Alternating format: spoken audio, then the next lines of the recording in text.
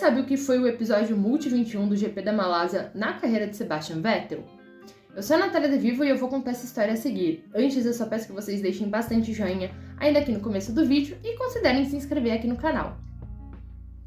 Sebastian Vettel atualmente está aposentado da Fórmula 1, mas ainda é um dos pilotos mais queridos entre os fãs da categoria.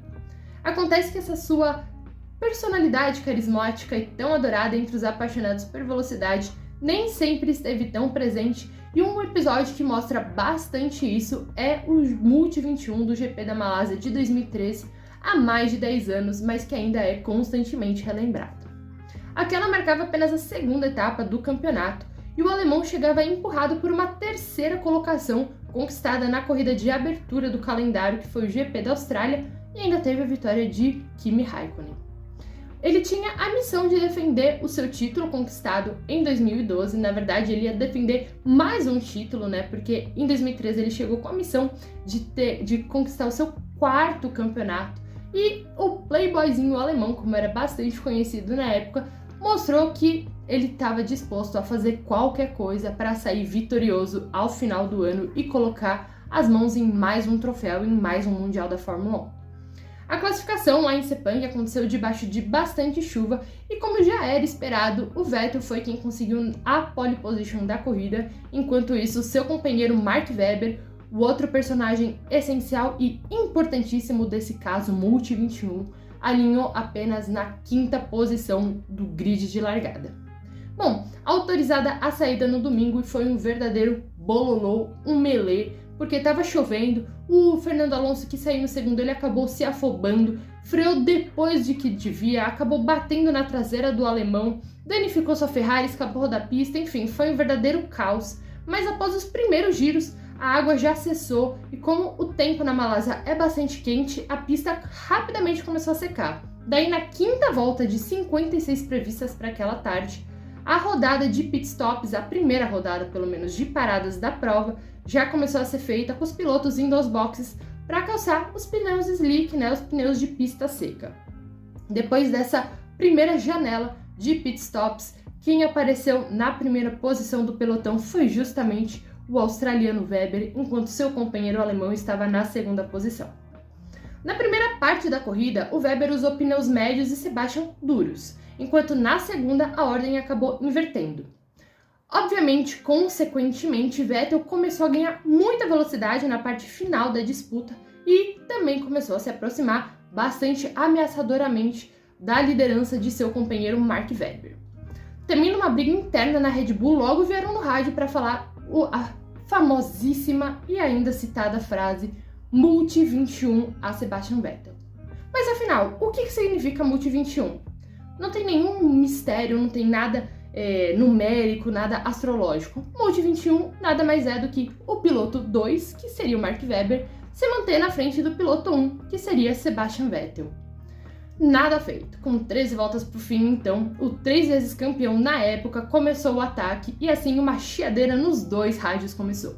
Webber não ficou feliz, o Vettel acusou o Mark de estar se mexendo na reta, tá trocando as suas posições na reta, mas nada feito e no final o Vettel ultrapassou sim o Mark Webber e garantiu a sua primeira de 13 vitórias que viriam naquele ano, enquanto o Webber teve de se contentar com uma segunda colocação e ainda após a linha de chegada, após a bandeira quadriculada, o australiano deu um chega pra lá no jovem companheiro, mostrando que o clima não estava nada amigável. Claro, logo depois, nas entrevistas, houve bastante troca de farpas. O Webber, ele fez questão de mostrar que ele estava bastante descontente. Ele falou: o Seb desrespeitou as ordens e tomou suas próprias decisões. Agora não dá para rebobinar a fita. Ele terá proteção como sempre. É assim que funciona. O Vettel também deu sua declaração e falou: por um lado, sou o tipo de cara que respeita as decisões da equipe e por outro lado, provavelmente Mark não foi quem mereceu vencer.